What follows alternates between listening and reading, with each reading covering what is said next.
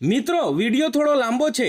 ઉત્તર ગુજરાતના વિજાપુરના લાલ દરવાજા પાસે ભગવાન વિષ્ણુનું 10 અવતારમાંનું એક વરાહ સ્વરૂપનું ભવ્ય મંદિર આવેલું છે। લોકવાયકા મુજબ વિજાપુરના પૂર્વે પાંજરાપોળની ઉગમણી દિશાએ ટેકરા ઉપર એક ખેતર હતું। એ ખેતરમાં વાવ હતી। તે વાવમાંથી જે તે વખતે વરાહ સ્વરૂપની મૂર્તિ નીકળી હતી। સાથે ચક્રેશ્વરી માતાજીની મૂર્તિ પણ હતી, જેમાં સંવત 1312ની સાલનો લેખ છે।